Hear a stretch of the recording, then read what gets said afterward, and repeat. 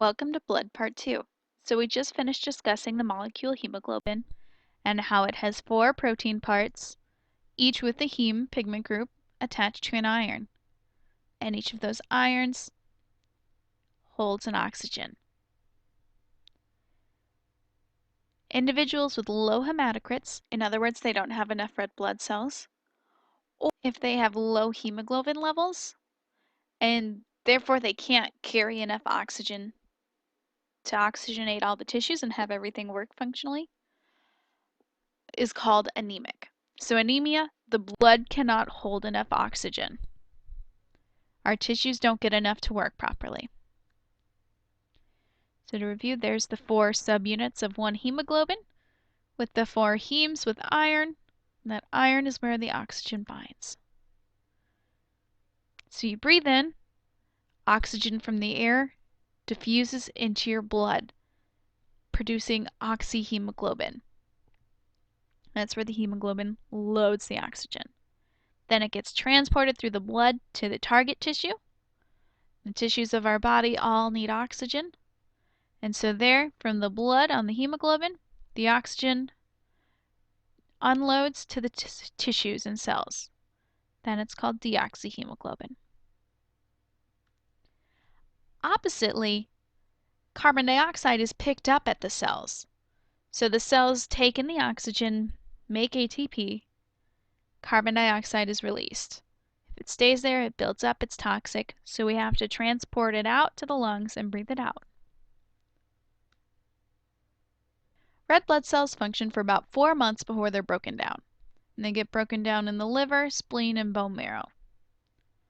So most of the components we recycle and use again. First thing we do to break it down, we separate the heme and the globin, the heme pigment group from the protein. We save the iron to use it again, and then we get rid of the pigment. It's broken down into bilirubin, which is yellow. If it stays in our body and doesn't get removed, it causes jaundice.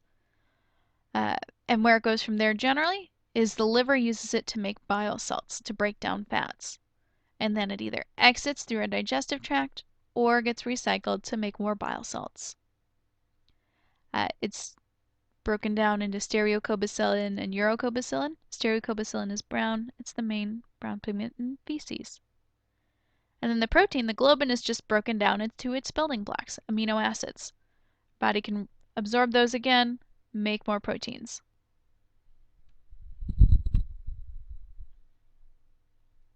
So we're breaking down red blood cells, we need to replace them. Hematopoiesis, or hemopoiesis, is the general term for blood cell formation, and that occurs in the red bone marrow. So you've got the stem cells, hematopoiesis, you make red blood cells, platelets, white blood cells. Erythropoiesis is the specific word for making red blood cells. So we discussed in the first PowerPoint portion, if you don't have enough, tissue becomes hypoxic, low oxygen, you're anemic. And if you have too many, your blood viscosity is really high. You have thick blood. It puts stress on your cardiovascular system. So we have to find a balance. And that's based on hormonal controls, when to make the red blood cells. And then you need all the building blocks. EPO is the hormone made by the kidneys that tells the bone marrow to make red blood cells. It's released anytime the kidneys detect low oxygen levels.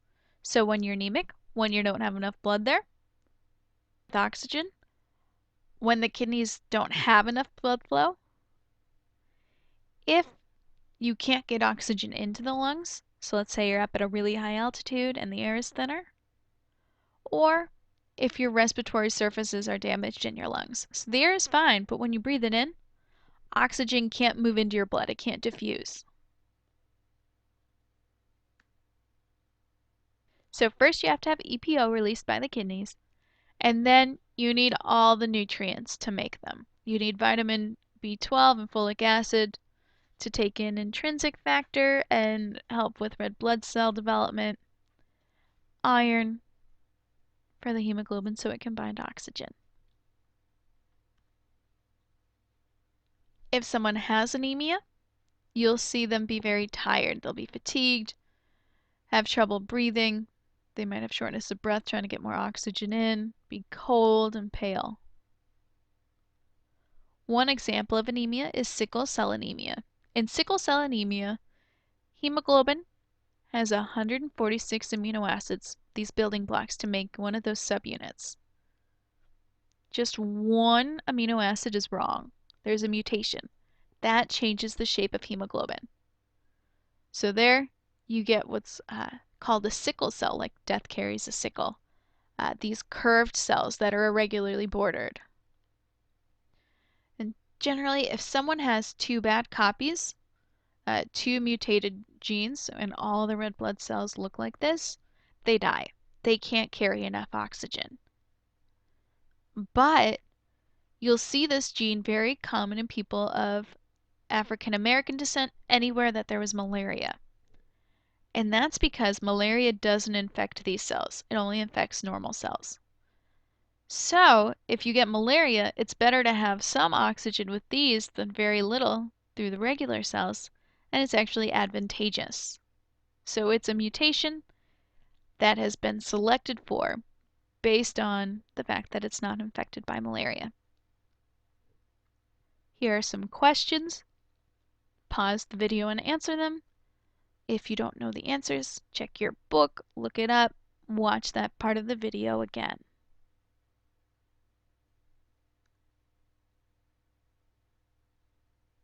There's some more questions for you there.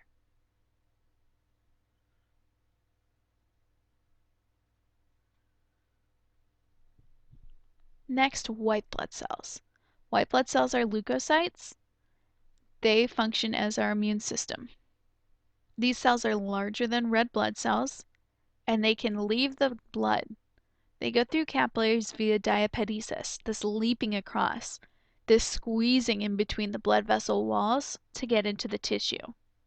And most of them, all but the lymphocytes, once they get into the tissue, that's where they stay. They don't go back into the blood. We classify them in two ways, granular or agranular. These first three are called granular because when they're dyed with this right stain, you can see these granules on the outside, these pockets filled with different materials. The last two are agranular. They don't have visible granules on the outside. Here's a view of diapedesis showing a white blood cell coming to the side and squeezing through. Leukocytosis means a high white blood cell count. And that's just a normal response anytime we're fighting off an infection. Now let's look at the granulocytes. Granulocytes, you've got neutrophils, eosinophils, and basophils. And these are stained with right stain. So that has two parts, a red stain and a blue stain. The red stain is acid loving. It is very basic, so it binds to acid. The blue stain is very basic. It binds to acids. So some are called eosinophils, acid-loving. They're going to be red.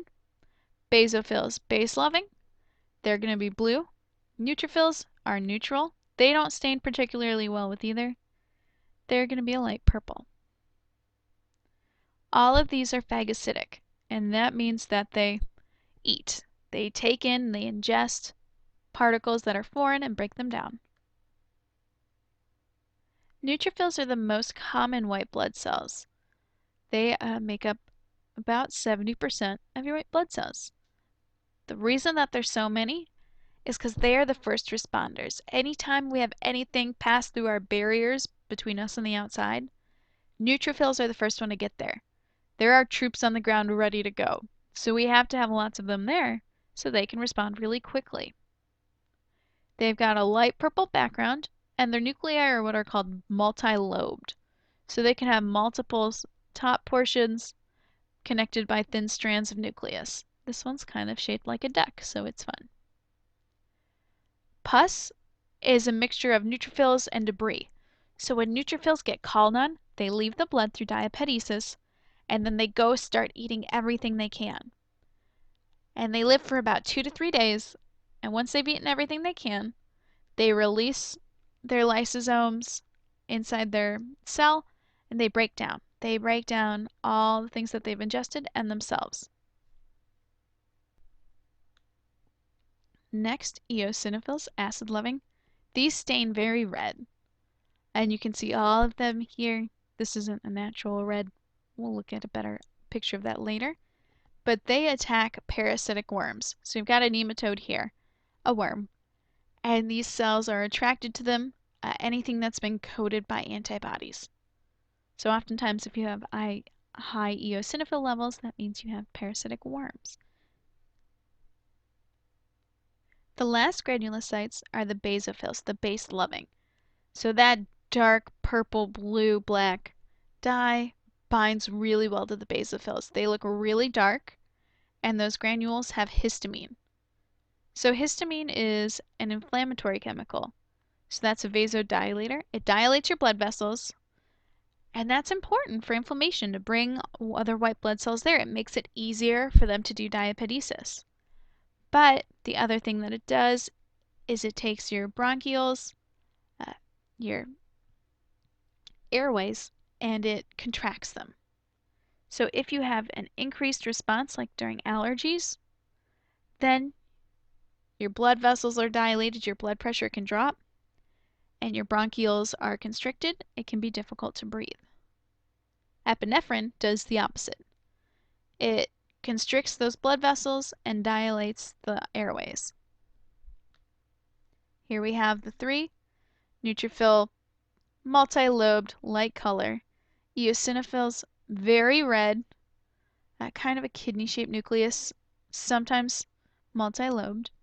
And then basophil, very dark. And these granules go all the way around. You can't see any plasma membrane sticking out on the end. The second category, agranulocytes, no visible granules. First, we've got lymphocytes. So lymphocytes are circular with large circular nuclei that take up almost the whole cell. And they're called lymphocytes because they're often in the lymph tissue. That's where they sit and get stationed, and then they can circulate from the lymph to the blood to the tissue and back. They're the ones that can move to the blood and back. And they're critical to our immunity. They are the coordinators of our immune response. Then there are two types. The T cells, you've got a couple different types there. Some that directly attack our own cells that have been infected or are cancerous, and then others that coordinate the immune response. B cells make plasma cells which produce antibodies, those Y-shaped proteins that bind to different foreign molecules and mark them for destruction. We will look at this very in depth when we look at the immune system. The other type of agranulocyte is monocytes. So they're called monocytes when they're in the blood, and once they leave and go into the tissue, they're called macrophages. Macro, big, phages, eater. So these macrophages are very long-lived. In fact, they can live an entire lifetime. When you get a tattoo, macrophages take up some of the ink. As the tattoo fades, it's because they're dying. So they're long-lived, they're big eaters, they take things in, break it down, and keep going. There's the lymphocyte with the round nucleus, and you can see just the edge of membrane. In basophils, sometimes these can be mistaken for them. Basophils, you've got the granules going to the outside. And monocytes are very large generally, and they have a big kidney-shaped nucleus. Sometimes their edges are uneven. You can see how they could be big eaters. This is a really nice table looking at the different types of white blood cells, and if we counted them up in the blood, what they could mean. And we've got them in the list here from most common to least. So remember, never let monkeys eat bananas. Neutrophils are the most common, basophils are the least common, the most rare. Take some time to answer the questions, review the material on white blood cells.